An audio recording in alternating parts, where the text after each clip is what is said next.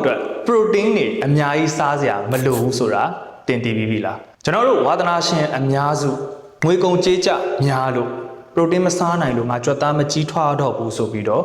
စိတ်ဆင်းရဲနေကြတယ်စိတ်ပင်ပန်းနေကြတယ်တကယ်တော့မိတ်ဆွေတို့ထင်ထားတာထက်အဲ့လောက်အများကြီးစားဖို့မလိုဘူးခင်ဗျဒီဗီဒီယိုထဲမှာဘာကြောင့်ဒီအယူဆအမှားတွေဖြစ်ပေါ်လာလဲ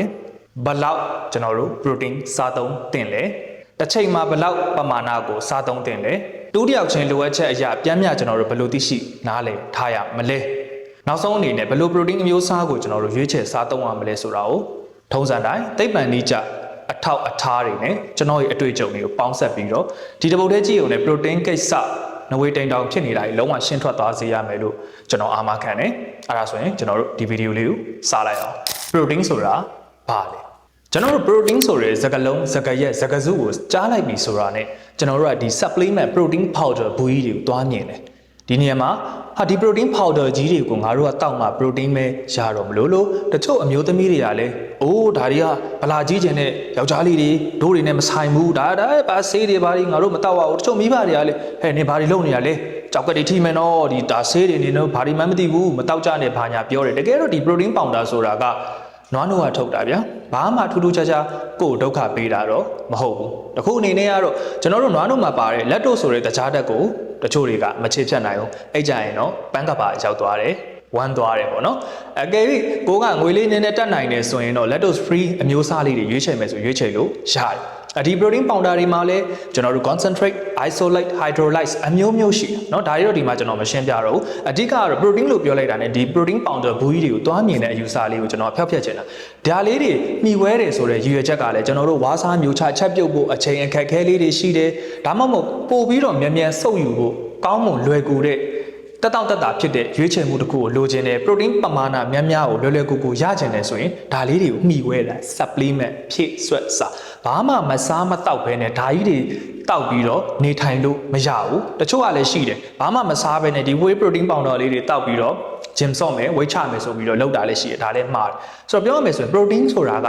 ကျွန်တော်တို့သက်ရှိအသားတွေဥတွေနှုတ်တွေတချို့သောပဲတွေမှာပါတယ်အကောင်းဆုံးကတော့ animal protein သက်ရှိကရတဲ့ protein ကအကောင်းဆုံးဖြစ်တယ်ဘဲတွေကတော့အဓိကကတော့ carbohydrate အုပ်စုဖြစ်တယ်သူတို့ရှိမှာ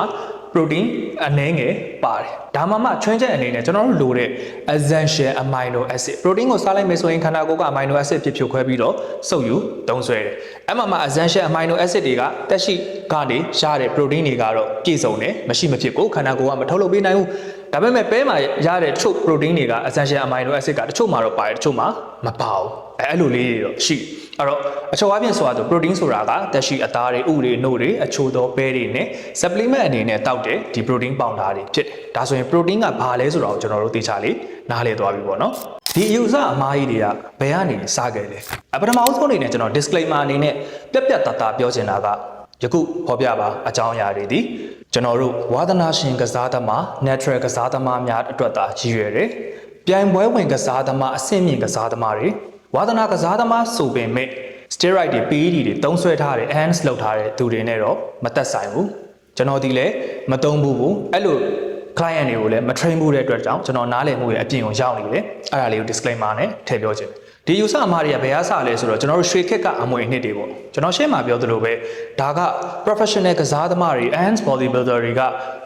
ကြက်ဥအလုံး90ကြက်သား90သားတပိတ်သားစသည်ဖြင့်ပေါ့နော်များပြားလာတဲ့ protein ပမာဏကိုစားတယ်ကျွန်တော်တို့အများစုအခြေခံအဖြစ်ကြွက်သားကြီးထွားဖို့ဆိုရင်သူတို့ကိုပဲကျွန်တော်တို့ကစံနမူနာအဖြစ်ဟို 80s 90s ကဒီလိုမျိုးကြည့်ကြရတာဟုတ်သူတို့တောင်ဒီလောက်စားတာဒီလောက်မှဒီလိုဖြစ်မယ်ဆိုပြီးတော့ကျွန်တော်တို့ဒါအယူအဆတွေဝင်ခဲ့ကြတယ်သူတို့လည်းတကယ်ကိုစားတယ်တကယ်ကိုလည်းကောင်းမွန်တဲ့ကြလက်တွေရတယ်ဒါသူတို့ကိစ္စနောက်တစ်ခုကအလွယ်တကူပေါ့နော်ဒီဘက်ကတိုးတက်လာတာနဲ့အမျှကျွန်တော်တို့ကတပေါင်တဂရမ်နှုန်းစားဆိုပြီးအလွယ်တကူပြောတယ်ဒါကမှားနေတာတော့မဟုတ်ဘူးဒါပေမဲ့လူတိုင်းအလောက်ပမာဏမလိုအပ်ဘူးအဲ့လောက်စားမယ်ဆိုရင်ငွေကုန်ကြေးကျများတယ်ကျွန်တော်တို့လည်းပြောခဲ့ဘူးတယ်အလွယ်တကူပေါ့ဗျာဗီဒီယိုတိုင်း comment တိုင်းကိုကျွန်တော်တို့အသေးစိတ်ကြီးတွက်ချက်ပေးလို့မရတာအခက်အခဲဖြစ်တာရှိတယ်အဲ့တော့ရေဘူးအားဖြင့်တပေါင်တဂရမ်နှုန်းစားဆိုပြီးတော့လူဘိန်းသားလည်းကျွန်တော်တို့ကိုယ်တိုင်လည်းပြောခဲ့ဘူးတယ်နောက်ဆုံးအချက်ကတော့ဒါဝိသမလောဘသားတွေစီးပွားရေး သမားတွေကဒါကိုမြင်လာပြီးတော့ကျွန်တော်တို့ဘာမှမဟုတ်တဲ့အစားအသောက်လေးတွေကအစဒါကတော့ကျွန်တော်တို့နိုင်ငံမှာတော့နည်းပါတယ်နိုင်ငံတကာမှာတော့အသုံးပြုလာကြတယ် high protein ဆိုထည့်တယ်ရေခဲမုတ်ကလေးကအစဟို chips လေးကအစတိတိကွာ snack လေးကအစ high protein snack ဆိုပြီးတော့ဈေးနှုန်းမြင့်တင်ပြီးရောင်းကြတယ်အဲ့တော့ဒီလိုမျိုးပတ်ဝန်းကျင်မှာတန်တရားလဲလာတဲ့ခါကျတော့ကျွန်တော်တို့ကဒီ protein တန်တရားကြီးကို protein မစားနိုင်ရင်ပဲ protein များများမစားရင်ပဲပြဿနာတက်တော့မလိုပုံစံဖြစ်လာဒီနေရာမှာကကျွန်တော်တို့နိုင်ငံမှာတော့ဟုတ်တယ် protein ကတော်တော်လေးအစားနည်းတယ်ငွေကြေးအဆင်မပြေတာဒါမှမဟုတ်ကချာအရာဒါမှမဟုတ်စားကောင်းမှမတိတာမကြိုက်တာစသည်ဖြင့်ပေါ့နော် protein စားနည်းနေတယ်တချို့ကအဲ့လိုမဟုတ်ဘူးအဂျင်ဆော့နေရ protein စား protein everything is protein ဆိုပြီးတော့အဲ့လိုမျိုးကြီးတစ်ဖက်ပိတ်သွားကြတယ်အဲ့ဒါလေးကိုကျွန်တော်ရှင်းချင်တဲ့ဒီဗီဒီယိုလေးလောက်တာဖြစ်တယ်အဲ့တော့ဒီ၃ချက်ကြောင့်ရေဘူးအားဖြင့်ကျွန်တော်တို့က protein ထောင်ချောက်ကိုမိသွားတာဒီယူဆအမှားကြီးတယ်အဲ့ရနေစားဒါဆိုရင်ကျွန်တော်သိပ္ပံဒီချက်အထောက်ထားမှာဒီ protein နဲ့ပတ်သက်လို့ဘယ်လိုဖော်ပြထားသလဲကျွန်တော်အရှေ့မှာပြောသလို protein တွေအများကြီးစားစရာမလိုဘူးဆိုတဲ့ဟာကိုကျွန်တော်တက်တည်တာကနဲ့ပြမှာဖြစ်တယ်ဒီအကြောင်းအရာလေးကတော်တော်လေးကို controversial ဖြစ်တဲ့အတွက်ကြောင့်ကျွန်တော်ဒီ research 62ခုကိုကိုးကားပြီးတော့ကျွန်တော်ပြောပြမယ်အဲ့ဒါအားလုံးကိုအရင်စစ်လိုက်တဲ့အခါမှာဘယ်လိုမျိုးဖော်ပြလဲဆိုတော့သူကအုပ်စု၃စုကိုပထမဆုံးကျွန်တော်တို့ခွဲကြည့်လိုက်တယ် low protein diet protein နည်းနည်းပဲစားတဲ့အဖွဲ့အတင်စားတဲ့အဖွဲ့ protein အများကြီးစားတဲ့အဖွဲ့ဆိုပြီးတော့ဖော်ပြတယ်အဲ့တော့နံပါတ်1အနေနဲ့ low protein အဖွဲ့ကကျွန်တော်တို့တစ်ပေါင်ကို3.45 gram ပဲစားတယ်သူတို့ရဲ့ကိုယ်လေးချိန်က180ရှိတယ်ဆိုတော့တရက်ကိုကျွန်တော်တို့က protein 82 gram စားသုံးတယ်အတိအကျပြောမယ်ဆိုရင်ကြက်ရင်ပုံအစိမ်း360 gram အဲ့ကြရင်တော့81 gram အဲ့တို့ရဲ့ကြော်သားတက်နှုန်းလေးကဒီ graph မှာပြထားသလိုအတင်တော့တက်သွားတယ်ကဲဒုတိယအုပ်စုတစ်ခုကတော့နှစ်ဆထပ်တိုးလိုက်တယ်ဗျာပေါင်160အုပ်စုလေးပဲ protein 164 gram စားတယ်တရက်ကိုဒါပေမဲ့ result ကနှစ်ဆတိုးစားပင်မဲ့ကြော်သားတက်နှုန်းနှစ်ဆတက်သွားတာတော့မဟုတ်ဘူးအံ့ဩစရာကောင်းတာကမတိမ်မယိမ်းလေးပဲဒီ graph မှာပြထားသလိုတက်သွားတယ်ဒါလေးကတော်သေးတယ်အထူးဆန်းတာကတတိယအုပ်စုတစ်စုပေါ့နော်3ဆတိုးပြီးတော့ကျွေးလိုက်တယ်280 gram လောက် protein စားတယ်ဒီအုပ်စု A B C အားလုံးဒီကျွန်တော်တို့ကိုလေးချိန်တွေအသက်အရက်တွေသူတို့ရဲ့ training တွေကပြန်ပြချင်အဖြစ်အတူတူပဲထူးဆန်းတာကဒီ3ဆကျွေးလိုက်တော်ညာလဲရှေ့နှစ်ခုထက်တော်တော်လေးကိုရောချနေတာတွေ့ရတယ်ဒါပေမဲ့ချွင်းချက်အနေနဲ့တော့ဒါကဒီ62ခုတွေက research တစ်စောင်းကိုအကြမ်းမြင်ကြည့်လိုက်တာပေါ့နော်ဒါပေမဲ့အားလုံးကိုခြုံငုံပြီးကြည့်လိုက်တဲ့အခါမှာဒီ graph အပြည့်ကိုတွေ့ရတယ်ဒီ graph အပြည့်မှာကျွန်တော်တို့က linear အတိုင်းပေါ့နော် protein တိုးစားလို့ကြက်သားပိုကြီးမယ်ဆိုရင်ဒီ graph ကဒီမြင်းရအပေါ်ထောင်တက်သွားရမှာဖြစ်ဒါပေမဲ့တေချာလေးစစ်ပေါက်ကြည့်လိုက်တဲ့အခါမှာမြင်းရတန်းနေတယ်ကျွန်တော်တို့မြင်းအပေါ်မတက်သွားဘဲနဲ့တန်းကြီးဖြစ်နေအဲ့တော့ protein တွေတိုးစားတိုင်းပလိန်ကြွက်သားတွေကြီးထွားသွားတာမဟုတ်ဘူးဆိုပါစို့ဗျာဒီလိုမျိုးပေါ့ကျွန်တော်ဥပမာပေးရမယ်ဆိုရင် natural bodybuilder လည်းဖြစ်တယ် PhD ဘွဲ့ယူထားတဲ့ပညာရှင်တဦးလည်းဖြစ်တယ်သူကအထူးသဖြင့်ဗျာကျွန်တော်တို့ဒီ muscle ကြီးထွားရေးအပိုင်းတွေကိုအများကြီးသူ research လုပ်ထားတယ်ဒီပုံမှာပြထားတယ်ဒေါက်တာ Eric Dexler ပေါ့နော်ဒါကတော့သူငယ်တုန်းကပုံပေါ့လုံးဝ natural bodybuilder လုံးဝအတောင်ကြီးအဖြောင်းကြီးဒါပေမဲ့သူ့အကြောင်းစိတ်ဝင်စားလို့မိတ်ဆွေတို့ရှာမယ်ဆိုရင်တော့ဒီပုံကြီးပဲတွေ့ရမှာပေါ့နော်ခုတော့ဘိုးတော်ကြီးဖြစ်သွားပြီဆိုတော့သူကဘယ်လိုမျိုးသုံးသပ်ပြထားလဲဆိုတော့ construction site တစ်ခုမှာတဲ့အိမ်ကိုကျွန်တော်တို့ဘယ်လိုစောင့်မယ်ဆိုပြီးတော့အသေးစိတ်သတ်မှတ်ပြီးသွားပြီစောက်လုပ်တယ်အဲ့ကြရင်အမြဲတမ်းဖြစ်တဲ့သဘောကပုံနေတဲ့ okay လေးတွေရှိတယ်ကျွန်တော်တို့လိုအပ်တဲ့ protein ပမာဏကိုကျွန်တော်စားလိုက်တယ်ဗျာပုံနေတဲ့ပမာဏကရှူလေးပါသွားမှာပဲဒီလိုမျိုးပဲကျွန်တော်အိမ်စောက်လို့ပြီးသွားပြီဒါ okay လေပုံနေလို့ထပ်စောက်လိုက်မယ်လို့တော့လုပ်လို့မရဘူးပေါ့နော်ကျွန်တော်တို့ game မှာမဟုတ်တာအသေးစိတ်တွက်ချက်ပြီးသားပဲဆိုတော့ fix ဖြစ်ပြီးပြီအဲ့လိုသဘောပဲတဲ့ပုံနေတဲ့ okay လေးတွေပြန်တည်သွားတယ်လို့ပဲကျွန်တော်တို့ protein တွေလိုအပ်တာတဲ့ပိုစားပြီးလိုက်ရင်ရှူလေးပါသွားတာပဲရှိမှာပေါ့တဲ့အဲ့လိုမျိုးသူကသုံးသပ်ပြထားတယ်နောက်ထူးဆန်းတာတူကကျွန်တော်တို့ natural body builder ပဲဒီ Alex Leonide ကပုံမှန်အဖြစ်သူက200 gram protein စားတယ်အဲ့ဒီမှာသူက120 gram ထိ short ချလိုက်တယ်အရန်ကျွန်တော် shock ဖြစ်သွားတဲ့အချက်တစ်ချက်ကသူစားတဲ့ protein source အားလုံးက plant based protein တွေပဲဒါပေမဲ့သူ amino acid ပြည့်အောင်လို့စားတာရှိတာပေါ့နော်အဲ့ချိန်မှာသူ့ရဲ့ performance တွေသူ့ရဲ့ recovery တွေရော့မသွားဘူးသူ့ရဲ့ muscle လည်းရော့မသွားဘူးတော်တော်လေးကျွန်တော် shock ဖြစ်သွားတယ်ဘာလို့ဒါလေးထည့်ပြောလဲဆိုတော့တချို့ vegan တွေရှိတယ်ကျွန်တော်တို့တက်လွတ်စားနေတာဘယ်လိုလုပ်ကြမလဲတချို့ဘာသာရေးယူဆအရာတက်ဥတွေနွားနို့တွေတောင်မတုံးဆောင်မမီဝဲတဲ့အဲ့လိုလူတွေရှိတယ်ဘယ်လိုလုပ်ကြမလို့ဒုက္ခပဲဆိုရင်ဒီ research မှာဒီဆရာကြီးကတော့ကိုယ်တိုင်ကိုကြလက်တွေ့ပြသွားတာပေါ့နော်ဒါပေမဲ့ controversial ဖြစ်နိုင်တာကသူ့ body အနေအထားကြီးသူ့ရဲ့ကစားတက်ကြီးသူအရှိမတိဆောက်ထားတဲ့ muscle ပမာဏနောက်ပြီးတော့ဒီအချိန်ကာလအတိုင်းအတာတစ်ခုထိပဲသူလှုပ်ထားတဲ့ဟာလေးကိုတော့ကျွန်တော်တို့က cherry picking data လုပ်လို့တော့မရအောင် ဒါပေမဲ့ဒါကတော့ဒီလိုရှိတယ်ဆိုတာကျွန်တော်ကပြောပြဒါဆိုရင်အရေးကြီးတာဘာလဲဆိုနံပါတ်1အရေးကြီးတာကကျွန်တော်တို့ကြွက်သားကြီးထွားဖို့အတွက်လုံလောက်တဲ့လှုံ့ဆော်မှုတစ်ခုပေးရမယ်ဒီနေရာမှာကျွန်တော်အရှိမလည်းပြောခဲ့ဘူးတယ်မာဆယ်ကြီးထွားဖို့အတွက်ဟိုးချစ်တော့ကျွန်တော်တို့အယူအဆမှားခဲ့တာကကြွက်သားတွေကိုကျွန်တော်တို့ဖြတ်စည်းလိုက်တယ်ပြန်ပြီးတော့ကြီးထွားတယ် muscle damage ကိုဦးစားပေးပြီးတော့စဉ်းစားကြတယ်တကယ်တော့ကျွန်တော်တို့အဲ့လို muscle damage များဖြစ်ရင် recovery လိုက်ရခတ်ပြီးတော့အသက်တိဆောက်ဖို့နေနေတာဒီဖြတ်စည်းတာကိုပြန်လဲ recovery လုပ်ပြန်လဲတိဆောက်နေမယ်ဆိုရင်ကျွန်တော်တို့လိုရင်းမရောက်ပဲနဲ့တိုင်ပတ်နေမှာအဲ့တော့အဓိကလောက်ရမှာလှုံ့ဆော်မှုပေးရမှာကြွက်သားတွေကိုကောင်းကောင်းမွန်မွန်ထိထိရောက်လှုံ့ဆော်မှုပေးရမှာဒီနေရာမှာအများဆုံးဖြစ်ကြတာကကျွန်တော်တို့ဝါသနာရှင်ကစားသမားတွေ natural ကစားသမားတွေကျွန်တော်ရည်ရွယ်တဲ့ audience ကအမေကျော်ပြီးဒေးတော်လန်းတာကစားတာကဟုတ်ဒီပတ်ဒီကစားတယ်မရှိဘူးအဒီ protein မှန်မဲနေတယ်အဲ့လိုမျိုးဖြစ်နေနောက်ပြီးတော့ဒီကစားအကောင်းမှုလေကျွန်တော်တို့မေ့လျော့နေတာ carbohydrate ကိုလုံလောက်အောင်စားဖို့လေမေ့လျော့နေကြတယ် recovery တေချာယူဖို့လေမေ့လျော့နေကြတယ်ဒါလုံးဝ protein ကိုပဲကိုယ်ဝယ်ရဟူ၍ဆိုပြီးတော့လုပ်နေကြတာရှိဒီ research မှာဆိုရင်အုပ်စု2စုခွဲလိုက်တယ်ပထမအုပ်စုက protein 2ဆလောက်စားတယ်တနေ့ကို protein 140 gram လောက်စားတယ်ဒုတိယအုပ်စုကသူ့ရဲ့တစ်ဝက်ပေါ့နော်80 gram လောက်စားတယ်ဒါပေမဲ့ဒီမှာတော့ရှင်းတယ်အုပ်စု2စုလုံးကဘာလေးချိန်ကမှမလုပ်ဘူးအဲ့တော့နောက်တော့ပြန်ပြီးတော့တိုင်းတာကြည့်တဲ့အခါမှာသူတို့ရဲ့ခွန်အားတွေသူတို့ရဲ့ကြွက်သားတိုးတက်မှုတွေဘာမှတော့ရောင်းလဲတာမရှိဒါကတော့ရွှေရှင်တယ်ဒါပေမဲ့နောက်တစ်ခုရှိတာအရန်စိတ်ဝင်စားဖို့ကောင်းတာ protein နည်းနည်းပဲစားပြီးတော့ training ကိုတေချာထိထိမိမိလုပ်မယ်ဆိုရင် strength နဲ့ muscle တိုးတာလေးကိုဒီ research မှာဘယ်လိုဖော်ပြထားလဲဆိုတော့ထူးဆန်းတာကြောက်ကက်ဝေဒနာရှင်တွေဗျာဒီကြောက်ကက်ဝေဒနာဖြစ်နေတဲ့ kidney issue ရှိနေတဲ့သူတွေကအားလုံးနဲ့သိပြီးကြတဲ့အတိုင်းပဲကျွန်တော်တို့ protein ကိုအများကြီးစားလို့မရဘူးတနေ့ကို protein 50 gram အောက်ပဲစားတာဒါတောင်မှဗျာသူတို့ training လေးတေချာလုပ်တဲ့အခါကြွက်သားကြီးထွားမှုက20%တိုးတက်လာပြီးတော့ခွန်အားတိုးတက်မှုက30%တိုးတက်လာတယ်ဒီမှာကျွန်တော်ဗာပြောချင်တာလဲဆိုတော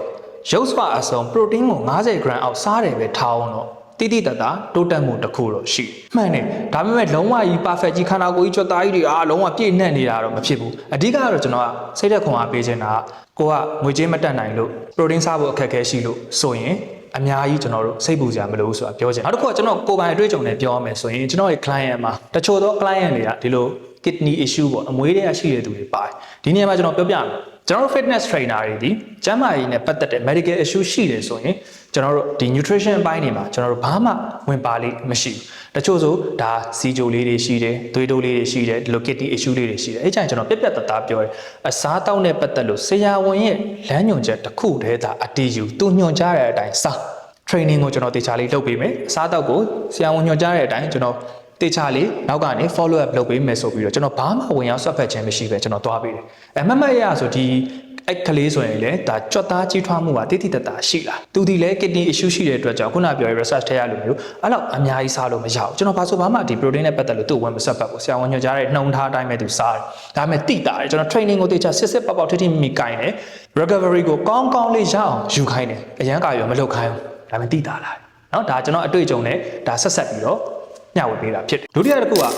လုံလောက်တဲ့ကယ်လိုရီပမာဏလုံလောက်တဲ့အာဟာရပမာဏစားဖို့လိုအပ်တာခင်ဗျကျွန်တော်တို့ကရှေ့မှာပြောသလိုပဲဒီ protein ကိုဦးစားပေးပြီးစားတယ်ဒီ research မှာဖော်ပြထားတာဆိုရင်အဖွဲ့ဝင်နံပါတ်1အုပ်စုကကျွန်တော်တို့ဘာမှမစားဘူးပုံမှန်ပဲ protein တွေလည်းတိုးမစားဘူး carbohydrate တွေလည်းတိုးမစားဘူး calorie လည်းတိုးမစားဘူးပုံမှန်ပဲစားတယ်သူ့ရဲ့ကြွက်သားတိုးတက်မှုလေးကတော့အတိုင်းအတာတစ်ခုတည်းရှိတယ်ရှေ့မှာပြောသလို training ကိုထိထိရအောင်ဖိဖိစီစီတော့လုပ်တယ်ဒုတိယအုပ်စု B ကကြတော့ကျွန်တော်တို့ calorie 2000လောက်ပါတဲ့ carbohydrate ဖြော်ရည်အဲ့ဒါလေးကိုကျွန်တော်တို့တိုက်ကျွေးတယ်ကစားလေးကောင်းလာတဲ့အတွက်ကြောင့်ကြွက်သားလေးပိုတက်လာတာတွေ့ရတယ်တတိယအုပ်စု C ကကြတော့ကျွန်တော်တို့ calorie 2000 plus protein 82 gram ကိုထပ်တိုးပြီးတော့ကျွန်တော်တို့ဖြည့်ဆွတ်ပြီးတော့ကျွေးတယ်သူ့ဤတိုးတက်မှုကလည်းအပေါ်က carbohydrate နည်းနည်းလေးတိုးစားတယ်အုပ်စုနဲ့ပဲအလားတန်တူတာတွေ့ရတယ်ဒီနေ့မှာပြောချင်တဲ့ message လေးကတော့ကျွန်တော်တို့ကအမြဲတမ်း protein ကိုတိုးစားလိုက်တိုင်းကြွက်သားကြီးကဒုံတိုင်းအုံခွိုင်းဆိုပြီးကြီးသွားတာမဟုတ်ဘူးလုံလောက်တဲ့ပမာဏတစ်ခုစားဖို့ဆိုတာမှန်တယ်ကျွန်တော်ပြောတာ protein တွေ short စားဖို့ပြောနေတာမဟုတ်ဘူးလိုအပ်တာတဲ့ပို့စားပြီးလောစောတက်ပြီးပိုက်ဆိုင်တွေအကုန် waste ဖြစ်ပြီးတော့ရှူရှူလေးပါသွားတဲ့ကိစ္စကိုကျွန်တော်ပြောတာဖြစ်တယ်ကဲကောင်းပြီဒါဆိုရင်တိုးတယောက်ချင်းအတွက်ဘယ်လိုမျိုးအတိအကျစားရမလဲဆိုတာကိုကျွန်တော်တို့ဒါတေချာလေးသုံးသပ်ကြည့်လိုက်အောင်ဒါဆိုရင်ကျွန်တော်တို့ဘယ်လောက်စားရမလဲဆိုရင်ကိုကပုံမှန်ပဲအများကြီးဒီကြွက်သားကြီးထွားခြင်းကိုလည်းအရင်ရွတ်သွတ်နေတာမဟုတ်ဘူးပုံမှန်လေးပဲ training လုပ်တယ်ကြွက်သားလေးအတိုင်းအတာတစ်ခုဒီတက်ချင်တယ်အရင် crazy မဖြစ်ဘူးဆိုရင် at least 3.5ကနေ 3.6 gram ပါပေါင်း တပေါင်ပေါ့နော်3.5ဒါမှမဟုတ်3.6 gram စားသုံးတင်တယ်ကိုကဒီထက်ပိုပြီးအဆင့်မြင့်လာပြီဂျင်ယူးလေးတယောက်ဖြစ်လာပြီကြွက်သားလေးတွေတေချာလေးတိဆောက်ချင်လာပြီဆိုရင်ကျွန်တော်တို့ဒါ3.6ကနေ3.8 gram ပါပေါင်တပေါင်ကို3.6 3.8လောက်စားသုံးတင်တယ်လုံးဝကိုကsensitive ဖြစ်သွားပြီကြွက်သားတိဆောက်ခြင်းဟာလုံးဝကိုယ့်အတွက်အဓိက major ဖြစ်သွားပြီခန္ဓာကိုယ်လုံးဝ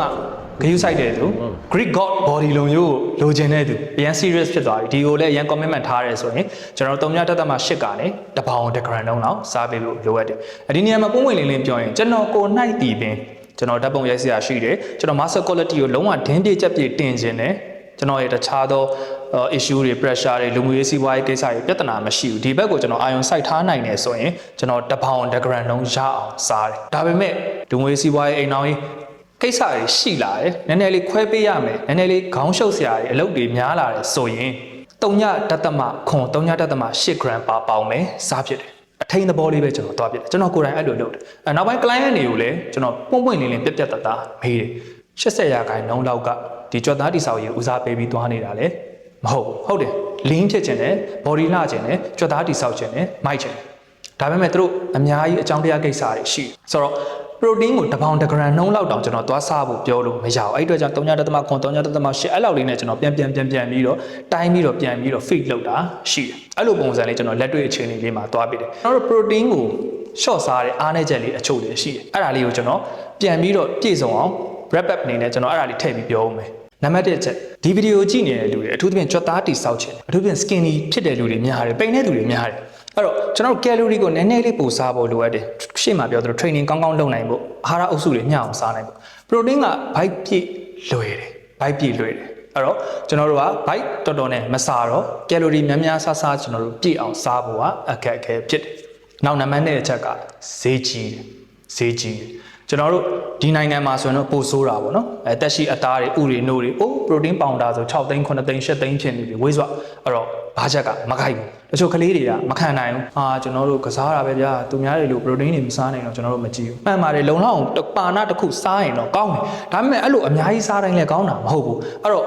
့ကိုစားနိုင်တဲ့လောက်လေးစားနေတာလည်းအချင်းကြီးဖြစ်သွားတာတော့မဟုတ်ဘူးကျွန်တော်ဒါ motivation ပေးနေတာလည်းမဟုတ်ဘူးခုနကပြောတဲ့ဒီ kidney issue ရှိတဲ့သူတွေတောင်မှဒီလိုစားတယ်ဆိုရင်တော့မှအတိုင်းအတာတစ်ခုတည်းတက်ကလေးတွေကစိတ်မကောင်းဖြစ်တာသူတို့ကစားသမျှprotein တွေအများကြီးမစားနိုင်တာနဲ့ပဲဟာတိအဲ့လိုမဟုတ်ဘူးအဆင်ပြေတယ်ဆိုတာပြောပြတာအဲ့သဘောရှိနောက်တစ်ခုကကျွန်တော်ပြောသလိုမျိုးဒီ protein ကိုအရန်ကြီးကိုဒင်းပြချက်ပြဦးစားပေးစားလိုက်တဲ့အခါကျန်တဲ့ carbohydrate နဲ့ fat ကလျော့သွားတယ် carbohydrate ကိုလိုအပ်တဲ့လျှော့ပြီးစားလိုက်တယ်လို့ဖြစ်သွားတယ်တေချာမစားဘူးဆိုရင် training ပြင်းထန်မလုပ်နိုင် training ပြင်းထန်မလုပ်နိုင်ရင်နောက်ဆက်တွဲနားလိုက်တော့နော်အဓိကစမှတ်သည်ကျွန်တော် training ပြင်းထန်လုပ်နိုင်ဖို့လိုတယ်နောက်တစ်ခု good fat ကျွန်တော်စီတွေကောင်းတဲ့အစီတွေမစားနိုင်ဘူးပွင့်လင်းပြောမယ်ကွာ testosterone ယောက်ျားဟော်မုန်းဒီဟော်မုန်းတွေအကုန်လုံးပုံမှန်လေပတ်ထုတ်လုပ်ဖို့က fat တွေကလာတာဖြစ်တယ်အဲ့ဒါလေးတွေကိုလည်း short စားလိုက်မယ်ဆိုရင်လည်းအချိန်တွေကတိတ်မကောင်းနိုင်တော့အဲ့လိုမျိုးသွားပြီးတော့ရိုက်ခတ်မှုလေးတွေရှိတယ်ဒါ protein အလွန်အကျွံစားသုံးခြင်းပြဿနာတွေတခြားသော protein လုံခြုံစားသုံးလို့ကြောက်ကထိတွေဘာညာတွေကတော့ကျွန်တော်နဲ့မဆိုင်ဘူးဆေးပညာနဲ့ပတ်သက်တဲ့ဟာတွေကျွန်တော်ဘာမှပြောမှာမဟုတ်ဘူးကျွန်တော်ရဲ့နယ်ပယ်လေးရှုထောင်လေးကနေပဲကျွန်တော်ပြောသွားတာเนาะအဲ့ဒါတွေနဝေတိန်တောင်တွေဖြစ်ပြီးတော့အငင်းပွားစရာတွေဖြစ်လာမှာဆိုဒါဆိုရင်ကျွန်တော်တို့အများစုကဒီ protein တိုးစားဖို့ပြောလိုက်တဲ့အခါမှာတစ်ဖက်ဒီအစီများတဲ့သူဝိတ်ချတဲ့သူဝါတဲ့လူတွေကမင်းငါတို့ကို protein တိုးစားပါပြောခဲ့တာမဟုတ်ဘူးလားတို့တွေအစီချတဲ့သူတွေကို protein စားပါဆိုပြီးပြောခဲ့တာမဟုတ်ဘူးလားဆိုမှန်တယ်ကျွန်တော်တို့ protein တကယ်တိုးစားတဲ့အခြေအနေဆိုတာလည်းရှိတယ်ကျွန်တော်ဒီဗီဒီယိုမှာပြောသလိုမျိုး protein တွေ short စားပါပြောတယ်ဆိုတာက protein တွေဒါကိုးကွယ်ရဆိုပြီးတော့ပိုက်ဆိုင်တွေမသုံးနိုင်လို့ပိုက်ဆိုင်တွေအများကြီးသုံးပြီး protein မစားနိုင်လို့စိတ်ညစ်နေတဲ့သူတွေလိုအပ်တာပို့ပြီးတော့ရွတ်စားနေတဲ့သူတွေကို message ပေးတာဖြစ်တယ်ဒါပေမဲ့တချို့သောအခြေအနေတွေတိုးစားဖို့လိုအပ်တဲ့အခြေအနေတွေလည်းကျွန်တော်ပြည့်စုံလေးဖြစ်အောင်ထည့်ပြောပေးဦးမယ်ဥပမာမိတ်ဆွေတစ်ရက်ကို protein 80 gram စားတယ်မိတ်ဆွေရဲ့ကိုယ်အလေးချိန်က143ပေါင်ရှိတယ်ဆိုကြပါစို့အဲ့ဒါဆိုမိတ်ဆွေစားတဲ့ protein ကိုကိုယ့်ရဲ့ကိုယ်အလေးချိန်နဲ့စားထွက်လာတဲ့ကိန်းကနန်းဒီတပေါင်ဘယ်လောက် gram လုံးစားရဲဆိုတာကိုပြနေလိမ့်မယ်80ကို143နဲ့စားလိုက်မယ်ဆိုရင်3.4ဒါဆိုကျွန်တော်ရှေ့မှာပြောသလို3.5 gram အောက်လျော်နေနေရင်ပိုစားဖို့လိုအပ်တယ်အဲဒါလေးကိုမိတ်ဆွေအကြမ်းမြင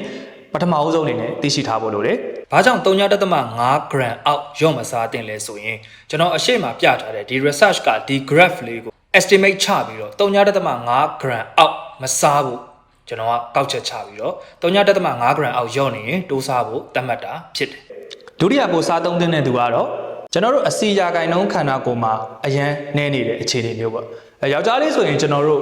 15ရာဂိုင်နှုန်းလောက်ဖြစ်နေပြီဆိုရင်ကျွန်တော်တို့ဒါပို့ပြီးတော့စားပေးဖို့လိုအပ်တယ်။ main ကလေးဆိုရင်တော့ဒါ20လောက်ဆိုရင်တော့ကျွန်တော်တို့ protein ပို့ပြီးတော့တိုးစားပေးဖို့လိုအပ်တယ်။အဓိကကတော့ဗျာကျွန်တော်တို့ fat loss လုပ်တဲ့အခါမှာကျွန်တော်တို့ခန္ဓာကိုယ်မှာအဆီတွေများများရှိတယ်ဆိုရင်ဒီအဆီတွေကိုတနည်းတစ်ပုံကျွန်တော်တို့လောင်ကျွမ်းအသုံးပြုသွားပြီးတော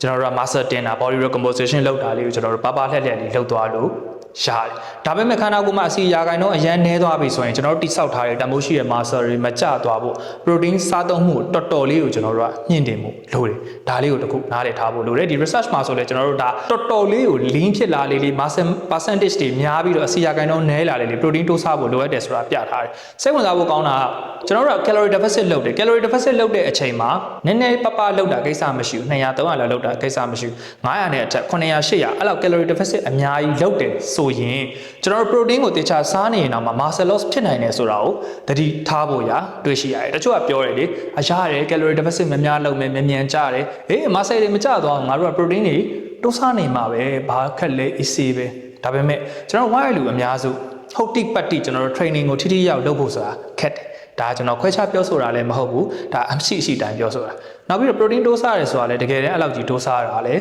မဟုတ်ဘူးအဆင်မပြေဘူးအဲ့တော့ကျွန်တော်တို့ကဝုန်းတိုင်းဆိုပြီးတော့ဒီ muscle loss တွေဖြစ်သွားတယ်အလေးစုံမမခြင်းဘူးလေမြန် calorie လောင်ကျွမ်းမဲ့ဟာတွေကလည်းရှောက်လို့သေးအဲ့လိုပုံစံလေးလည်းတွေ့ရတယ်ဆိုတော့အထူးသတိထားဖို့လိုအပ်တယ်ဗျနောက်ဆုံး protein တိုးစားတဲ့သူတွေကတော့ personal preference အရာပေါ့တချို့ကကျွန်တော်တို့အသားကြီးငါးကြီးစားရတာနှစ်သက်တယ်ကြိုက်တယ်စားပါပြဿနာမရှိဒါကျွန်တော်ဒီလိုပြောလိုက်လို့ဟာ protein short စားမ short စားမယ်ဆိုခေါင်းတွေတိတ်စားမယ်ကျွန်တော်ပြောတာကတလွဲစပင်ကောင်းပြီ protein တီတာကိုးကြရ protein မစားနိုင်လို့ဟတ်ထီနဲ့ဘာချက်မရှိလို့ဆိုပြီးတော့ဒီလိုလူတွေအတွက်ကျွန်တော်ပြောပေးနေတာကိုကတကယ်ကိုဒါ steak တွေကြိုက်တယ် barbecue တွေကြိုက်တယ်အသားတွေစားရတာကြိုက်တယ်စားမိတ်ဆွေလွတ်လက်ကမိတ်ဆွေဝမ်းမိတ်ဆွေပိုက်ဆိုင်နဲ့စားတာပြဿနာမရှိဘူးအော်တစ်ဖက်မှာလည်းကျွန်တော်တို့ဒါအချို့ကကြတော့လေအသားစားရတာမကြိုက်တဲ့သူရှိတယ်ဒါကြတော့နည်းနည်းပြဿနာရှိတယ်တချို့ရှိတယ်ဗျာတော်တော်လေးငွေကြေးတက်နိုင်တယ်ရှင်းပြောရင်ငါတလားဦးတွေပဇွန်တုပ်တွေစားနိုင်တယ်ဒါပေမဲ့အတုံမြုပ်ကလေးနဲ့ဟို6ချမ်းလေးနဲ့အဲ့လိုစားတဲ့အဖွဲ့ရလေတက်ကိုရှိတယ်ဒါပေမဲ့ဒီလိုလူတွေကတော့မဖြစ်မနေကျွန်တော်တို့က protein တိုးစားတဲ့ဒီဗီဒီယိုကြီးကြည့်လိုက်လို့တွေ့ရမလား protein တွေကစားနိုင်မကောင်းဘူးလို့ပြောတာမဟုတ်ဘူးเนาะနားလည်မှုလွဲသွားမယ်တချို့ကအဲ့လိုမျိုးစားနိုင်ရသားနဲ့လိုအပ်တဲ့ protein ပမာဏကိုမစားတဲ့သူတချို့ရှိတယ်ကျွန်တော်တို့မြန်မာကချာမှာဆိုလဲအဲ့လိုမျိုးလေအသားကြီးငါးကြီးဆိုကျွန်တော်တို့မစားကြဘူးကျွန်တော်တို့လည်းငယ်ငယ်တော့အနေနဲ့ကြက်တဲခဲ့တော့ဟိုခွဲတန်းနဲ့စားရတာလေအသားလေးကတဒုံထမင်းလေးကဘလောက်ဒါဒီလိုမျိုးစားခဲ့ရတာပဲမိသားစုအများစုကအဲ့ဒါလေးအချင်းပါပြီးတော့အဲ့လိုမျိုးလေးဝေပုံကြားလေးစားတယ်အသားလေးဆိုနည်းနည်းလေးပဲကျွန်တော်တို့စားတဲ့အမှုချင်းဖြစ်သွားတယ်ဆိုတော့အဲ့လိုမျိုးအသားစားတာအရန်နည်းနေတယ် protein စားတာအရန်နည်းနေတယ်ဆိုရင်တော့တိုးစားပေးဖို့လိုအပ်တယ်အဲဒါဆိုရင်ကျွန်တော်တို့လူတူတယောက်အနေနဲ့ protein ကိုအနည်းဆုံးကျွန်တော်တို့ဘယ်လိုစားတင်လဲအသင့်ဘယ်လိုစားတင်လဲအများဆုံးအနေနဲ့ကျွန်တော်တို့ဘယ်လိုစားတင်လဲဆိုတာကိုဝါသနာရှင်ကစားသမား natural ကစားသမားတွေအတွက်ကျွန်တော်တီးတန့်လေးကျွန်တော်ဇယားလေးတစ်ခုကျွန်တော်နမူနာလေးထုတ်ပေးမယ်နောက်ဆုံးအရေးကြီးဆုံးအချက်ဒါလေးတော်တော်လေးအရေးကြီးတယ်ကျွန်တော်တို့တွေဘယ် protein source ကိုရွေးချယ်တင်တယ်လဲတစ်ခါစားရင်ဘယ်လောက်စားသုံးတယ်လဲကျွန်တော်တို့က protein စားတိုင်းကြွတာကြီးထွားတာမဟုတ်ဘူးကျွန်တော်တို့ခန္ဓာကိုယ်မှာက muscle protein synthesis တိဆောက်ခြင်းဖြစ်စဉ် muscle protein breakdown ဖြည့်ဆည်းခြင်းဖြစ်စဉ်အဲ့လိုမျိုးဖြစ်တယ်နှစ်ခုလုံးတော့တပြိုင်တည်းမဖြစ်ဘူးဗျာဖြစ်ပြက်အဲ့လိုဖြစ်နေတယ်ဖြစ်ချင်းလားပြက်ချင်းလားအဲ့နှမျိုးပဲရှိတယ်အဲ့တော့ဖြစ်ချင်းတွေကိုများများလုပ်ဖို့လိုတယ်ဖြစ်ချင်းကိုဖြစ်ဖို့အတွက်ဆိုရင်ကျွန်တော်တို့က protein စားလိုက်တာနဲ့ muscle protein synthesis ဆိုတာဖြစ်သွားတာမဟုတ်ဘူးအုပ်ပုံကြီးတွေဗျာအိမ်ဆောက်တဲ့နေရာမှာအုပ်ပုံကြီးတွေလာပေးရုံနဲ့ဒီဟာကြီးကအိမ်ကြီးတိမ်ဖြစ်သွားတာမဟုတ်ဘူးကျွန်တော်တို့အုပ်ပုံကြီးလာပေးတယ် protein တွေလာပေးတယ်အဲ့မှာဒီအုပ်ပုံကြီးကိုတေချာလေးစီမံခန့်ခွဲတိဆောက်ဖို့အတွက်ညွှန်ကြားပေးမဲ့လူကလည်းရှိဖို့လိုအပ်တယ်လေအုပ်ပုံတွေရှိတယ်တိဆောက်မဲ့သူတွေရှိတယ်တေချာညွှန်ကြားမဲ့သူမရှိတော့အဆင်မပြေဘူးအဲ့လိုညွှန်ကြားမဲ့လူ mTOR ဆိုတာလေးပွင့်မှုလိုတယ်အဲ့ကောင်လေးပွင့်မှုအတွက်ကျွန်တော်တို့အဓိကလိုရတဲ့ leucine ဆိုတာလိုတယ်ကျွန်တော်ရှင်းမှာပြောသလို protein ကိုစားလိုက်ရင်ခန္ဓာကိုယ် amino acid ဘယ်လိုပဲခေါ် amino acid တွေအဖြစ်ကျွန်တော်တို့ဖြိုခွဲပြီးတော့အသုံးပြုလိုက်ရတယ်အဲ့မှာအရေးကြီးဆုံး amino acid leucine 2-3 gram လောက်တစ်ခါစားတိုင်းမှာ leucine 2-3 gram လောက်မဖြစ်မနေပါဖို့လိုအပ်တယ်ဘာနဲ့တူလဲဆိုတော့ယထာကောင်းတွဲပါယထာကြီးရှိတယ်ခေါင်းတွဲမပါဘူးဆိုကျွန်တော်တို့သွားလို့မှမရတာဒီယထာခေါင်းတွဲလေးပါမှဟေးသွားမယ်ဆိုတော့နောက်ကတော့ဆိုဆွဲသွားတာကျွန်တော်တို့ protein တွေစားတော့စားပါရဲ့ leucine 2-3 gram မပိုင် mTOR မပွင့်ဘူး mTOR မပွင့်ဘူးဆိုရင် protein တိဆောက်ခြင်းကြွက်သားတိဆောက်ခြင်းဖြစ်စဉ် protein synthesis ကမဖြစ်ဘူးအဲ့ဒီသဘောလေးရှိတယ် အဲ့တော့မဖြစ်မနေကျွန်တော်တို့စားတိုင်းမှာ leucine 2-3 gram လောက်ပါအောင်စားပေးဖို့လိုအပ်တယ်ဘုသူတပြောရမယ်ဆိုရင်ကျွန်တော်တို့ branching amino acid BCAA ဆိုတဲ့ supplement တွေမြင်ဘူးမှာပေါ့ကျော်ပြောတယ်အမေ protein ပြင်အောင်စားရင်လို့ပတ်စံပိုကုန်တယ်စသည်ဖြင့်ပြောတယ်ဒါကိုကျွန်တော်ဗီဒီယိုအဟောင်းလေးအနေနဲ့ပေါ့နော် TikTok မှာတော့ဒါအသေးစိတ်ရှင်းပြထားတာရှိချိုကြည့်ဘူးတွေကြည့်ဘူးလေအဲ့တော့မိတ်ဆွေကဟုတ်ပြီစားတော့စားတယ် whey protein ကြီးကလည်းဈေးကြီးလို့ကျွန်တော်တို့မတောင်းနိုင်ဘူးအများတန်းကြီးလည်းမစားနိုင်ဘူးဆိုရင်ဒီလိုမျိုးဟာလေး leucine 3 gram လောက်ပါတယ် BCA လေးကိုမိဝဲခြင်းအပြင်လည်းအဆင်ပြေတယ်အဲ့တော့ကျွန်တော်တို့ protein စားမယ်ဆိုရင်ကဲလာပြီပတ်စံမရှိလို့တိုင်ပတ်နေပါတယ်ဆိုမှလာပြန်ပြီဒီ leucine ပြေးဖို့ကျွန်တော်တို့ကဘာတွေလောက်အောင်မှလဲ BCA တွေဝယ်တော့အောင်မလားဆိုတော့မဟုတ်ဘူးကျွန်တော် leucine 2-3 gram လောက်ပါတဲ့ဟာလေးကိုစားကြံတဲ့ယထာနောက်တွဲတွေအတွက်ကျွန်တော်တို့ဒါ plant based protein လေးတွေ complete မဖြစ်တဲ့ protein လေးတွေကိုရောညှက်ပြီးစားမယ်ဆိုရင်အဆင်ပြေတယ်အဲ့တော့ပြောချင်တာက animal protein ကောင်းကောင်းလေးကို leucine 2-3 gram ရအောင်စားမယ် plant based protein လေးနဲ့ရောစားမယ်ဆိုပါစို့ဗျာကြက်သားလေးပဲလေးဒီလိုလေးရောစားတာမျိုးဆိုရင်အဆင်ပြေတယ်ကြက်ဥအကာလေးများစားတယ်တချို့မြေပဲလေးတွေပဲလေးတွေစားတာမျိုး plant based protein လေးတွေညှက်ပြီးစားတာမျိုးဆိုရင်ကျွန်တော်တို့ကအဆင်ပြေတယ်အဲ့လိုပုံစံလေးသွားပေးဖို့လိုအပ်တယ်ဒါဆိုရင် leucine 2-3 gram ရဖို့ကျွန်တော်တို့လက်တွေ့မှာဘယ်လိုစားလို့ရမလဲဆိုတော့ကျွန်တော်နမူနာလေးပြပြမယ်ကျွန်တော်တို့ leucine 2-3 gram လောက်ရဖို့ဆိုရင်နံပါတ်1အကောင်းဆုံးကတော့မှန်တယ်ဈေးကြည့်တယ်ကျွန်တော်တို့ whey protein ဒီကောင်လေး1 scoop လောက်တောက်လိုက်မယ်ဆိုရင်ကယ်လိုရီအပြင်120 gram လောက်ရမယ် protein 30 gram လောက်ရမယ် leucine 2-3 ပါသွားမယ်နောက်တစ်ခုကြက်ရင်ပုံသားချက်ပြီးသားပေါ့နော်110 gram လောက်စားလိုက်မယ်ဆိုရင်လေဒါ protein 31 gram လောက်ရသွားမယ်ကယ်လိုရီ165 ကယ်လိုရီလောက်ပြန်ရှိမယ်နောက်တစ်ခုကအမဲသားလေးပေါ့နော်အစီလို့အမဲသားလေး120 gram လောက်စားမယ်ဆိုရင်လေအဆင်ပြေတယ်နောက်တစ်ခုကပဲနီလေးချက်ပြီးသား400 gram လောက်စားဖို့တော့လိုအပ်တယ်ဗျအဲ့လောက်အများကြီးစားပေးဖို့လိုအပ်တယ်အဲ့ဒါကြောင့်မို့ကျွန်တော်ပြောတာဒီ plant based protein တွေကတော့အရင်ကြီးအားကိုးလို့မရဘူးအများကြီးသွားစားဖို့ဆိုတာလည်းလက်တွေ့မှာအဆင်မပြေဘူးတိုဖူအမာဗျာတိုဖူအမာဆိုလဲကျွန်တော်တို့ကleucine 2-3 gram လောက်ရဖို့300 gram လောက်စားအခါလေးပြတာလည်းမဟုတ်ဘူးဆိုတာတစ်နေ့လုံးနေမှာ leucine 2-3 gram လောက်ရဖို့ဒီပဲနီလေးတို့တိုဖူအမာတို့အများကြီးတစ်ခါလေးစားနိုင်တယ်ငါတို့အဲ့လောက်တော့စားနိုင်တယ်ငါတို့ကြိုက်တယ်လေဆိုပြီးစားမပြီးဘူးဗျာသူကဘယ်လိုခွဲစားရလဲဆိုတော့ကျွန်တော်တို့ဒါဒီ leucine 2-3 gram လောက်စားလိုက်တယ်ဆိုရင် muscle protein synthesis ဖြစ်စဉ်လေးကဒင်းဆိုထောင်တက်သွားတယ်နော်ယထာကောင်တွေကြီးကစပြီးတော့ခုတ်မောင်းတယ်အဲ့ကောင်ကအချိန်အားဖြင့်3နာရီကနေ9နာရီကြာကြာတယ်ဒီနေရာမှာတစ်ခုရှိတာကတစ်ချိန်နဲ့ကြီးအများကြီးဗျာဟာဟုတ်ပြီ leucine 2-3 gram ပါပြီ protein တွေအများကြီးဘိုင်းဆိုထည့်လိုက်လို့လည်းမရဘူးပုံနေတဲ့အုပ်ခဲတွေဖြစ်သွားမယ်အဲ့တော့ဘယ်လောက်စားတင်လဲဆိုတော့ယောက်ျားလေးဆိုရင်ကျွန်တော်တို့က30 gram 50 gram လောက်စားတင်တယ်အမျိုးသမီးဆိုရင်ဒီ25 gram 30 gram 35 gram အဲ့လောက်ပြန်မြပဲစားသုံးတင်တယ်အဲ့ထက်ပိုစားမယ်ဆိုရင်တော့ဒါအချင်းကြီးဖြစ်သွားနိုင်တယ်ဒါကိုပြောရင် counter research အနေနဲ့ဒီ research မှာပြန်ထောက်မယ်ကျွန်တော်တို့သိတယ်เนาะကျွန်တော်ဗီဒီယိုတစ်ပုတ်လောက်ရတယ်မလွယ်ဘူး protein ကိုတစ်ချိန်ထဲမှာ100 gram လောက်စားလဲဘာမှပြဿနာမရှိဘူးဆိုရယ်ဒီ research ပါတယ်ဒါပေမဲ့ဒီ research တစ်စောင်နဲ့ရှေ့မှာ research 62ခုစုစည်းထားတဲ့ဟာနဲ့ရှင်းမယ်ဆိုရင်တော့ဒီဘက်ကိုတော့ကျွန်တော်ပို့ပြီးတော့အားရတယ်ပို့ပြီးတော့ယုံကြည်တယ်နောက်တစ်ခုကဗျာပဂတိအတိုင်းပို့ပွင့်လေးကျွန်တော်တို့ပြောချေဆိုရင်အခုကျွန်တော်ပြောနေတာကဝါသနာရှင်ကစားသမားတွေ natural ကစားသမားတွေတောင်ုံတစ်နက်မှာ protein 50 gram အထက်စားတယ်သူရှားပါတယ်ကျွန်တော်ရှေ့မှာလည်း disclaimer အနေနဲ့ပြောပြီး professional ကစားသမားတွေကျွန်တော်မသိဘူးကျွန်တော်ညံမမီဘူးကျွန်တော်လိုက်မမီဘူးအဲ့တော့50 gram ထက်စားနိုင်တယ်ပတ်စံရှိတယ်ပဲထောင်းအနက်တိုင်းစားနေလားနေ့တိုင်းစားနေလားအများတိုင်းစားနေလားအပိုတွေမလုံးနဲ့အဲ့တော့ reality ကြကျွန်တော်ဒီကိန်းကနန်းလေးကိုတတ်မှတ်လိုက်တာဖြစ်တယ်အဲ့တော့အဲ့လောက်အမောက်မဲစားမယ်အဲ့တော့3နာရီခြားတစ်ခါ9နာရီခြားတစ်ခါ leucine 2-3 gram လောက်လဲပါမယ်အဲ့လိုမျိုးလေးအမောက်တစ်ခါစားရင်အမောက်အဲ့လောက်လေးစားမယ်ဆိုရင်တော်တော်လေးအဆင်ပြေတယ်အဲ့အချိန်မှာကျွန်တော်တို့အများကြီးပုံမစားမိဖို့လိုတယ်တချို့ဝမ်းနည်းစရာကောင်းတာက protein shake ဖြောလာတယ် whey protein shake ဖြောလာအချင်းမှာအဲ့လိုဆွတ်တော့အချင်းကြီးပဲဒီ2-3 gram ရမှကျွန်တော်တို့ကဒီယထာကောင်းတွေကစပြီးတော့အလုတ်လုံးပါလေအဲ့လိုလေပြစ်သွားတောက်နေတော့ protein တော့ခန္ဓာကိုယ်ထဲရောက်တယ်တနေ့လုံးနည်းစားနေတယ်လို့ဖြစ်ပြီးခန္ဓာကိုယ်ထဲရောက်တယ်ဒါမဲ့ဒီကောင်ကမပွင့်သွားဘူးယထာကောင်းတွေကြီးကအလုံးမလုံးတော့အဲ့ဒါဒီတိုင်းပဲဖြစ်သွားတယ်ဘယ်လိုလုပ်လိုက်လဲဆိုတော့မိတ်ဆွေစားတဲ့ protein တွေကိုစွမ်းရင်ဖြစ်ခန္ဓာကိုယ်ကအသုံးပြုလောင်ကျွမ်းလိုက်တယ်အဲ့တော့ကြွက်သားတိဆောက်ခြင်း muscle protein synthesis မဖြစ်ဘူးမီးကလုတ်မပွင့်သွားဘူးเนาะအဲ့လိုမီးကလုတ်လေးလို့သဘောထားလိုက်ပေါ့အဲ့လို leucine 2-3 gram ရမှာကျွန်တော်တို့ဒီ mTOR လေးကပွင့်မှာကျွန်တော် protein synthesis ဖြစ်မှာနည်းလေးသွားစားမယ်ဆိုရင်ဘလုံတော့အဲ့ဒါလေးသတိထားဖို့လိုအပ်တယ်ဆိုတော့ကျွန်တော်တို့ဒီဗီဒီယိုကြည့်လိုက်တယ်ဆိုရင် protein ဆိုတာပါလေကျွန်တော် protein အများကြီးစားတာနဲ့ ကြွက်သားတွေပို့ပြီးကြီးထွားသွားတာမဟုတ်ဘူးကြွက်သားကြီးထွားဖို့အတွက်ဒီကလှုံ့ဆော်မှုကဘာတွေလဲလူတူတယောက်ချင်းအနည်းဆုံးကျွန်တော်တို့ protein ပမာဏဘယ်လောက်စားသုံးသင့်လဲ protein အများကြီးစားတယ်ဆိုတိုင်းလဲ protein လိုက်လျှော့နေဖို့မလိုဘူး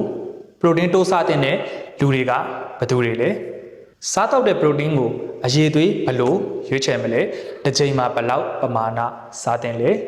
လူစင်းလေးရဲ့အရေးကြီးပုံလေးကိုလည်းသိချာလေးသိသွားပြီဒါဆိုရင်ဒီတစ်ပုတ်ထမ်းနဲ့မိတ်ဆွေတို့ protein နဲ့ပတ်သက်လို့ပြည့်ပြည့်စုံစုံရှင်းရှင်းလင်းလင်းတိတိကျကျသိသွားမှာဖြစ်တယ်ဒါနဲ့ဒီဗီဒီယိုမှာမိတ်ဆွေတို့အတွက်အကျိုးရှိဆုံးအချက်ကဘာချက်ဖြစ်မလဲနောက်ပြီးတော့မိတ်ဆွေတို့ body transformation လုပ်ဖို့စိတ်ပိုင်းခြားဆုံးဖြတ်ထားတယ်အချိန်ကုန်ငွေကုန်လူပင်ပန်းပြီးတော့လူရင်းမြောက်ကိုတဝဲလဲလဲဖြစ်နေတယ်ကိုလိုချင်တဲ့ body goal တစ်ခုတစ်သက်မှာတစ်ခါမှမရဘူးဖြစ်နေပြီဆိုရင်ယာနှောင်းပြည့်အာမခံ body recomposition program ရှိတယ်မိတ်ဆွေတို့ရဲ့အသက်အရက်ကိုလေးချိန်နဲ့အတိအကျ training program ဆွဲပေးတယ် nutrition guideline လုပ်ပေးတယ်မှားသလားမှန်သလားအသေးစိတ်ပြန်လဲစစ်ဆေးပေးတယ်ဒါလုပ်ဒါမလုပ်နဲ့ဒါစားဒါမစားနဲ့ဆိုတာထက်ယခုပြောသလိုမျိုးသိပ္ပံနည်းကျအထောက်ထားကျွန်တော်ရဲ့အတွေ့အကြုံတွေနဲ့ဘာကြောင့်လဲဆိုတဲ့မေးခွန်းတွေကိုအသေးစိတ်နားလည်သွားတဲ့အထိကျွန်တော်ရှင်းပြပေးတဲ့ပုံစံနဲ့သွားတယ်လစဉ်လူတရားသားကန့်သက်ရောင်းချတဲ့ program အသေးစိတ်သိချင်တယ်ဆိုရင်တော့ကျွန်တော်ရဲ့ page messenger မှာ body recomposition program ဆိုပြီးတော့မေးမြန်းပေးပါကျွန်တော်ရဲ့ admin ရဲ့အသေးစိတ် message ကိုရှင်းပြပေးပါလိမ့်မယ်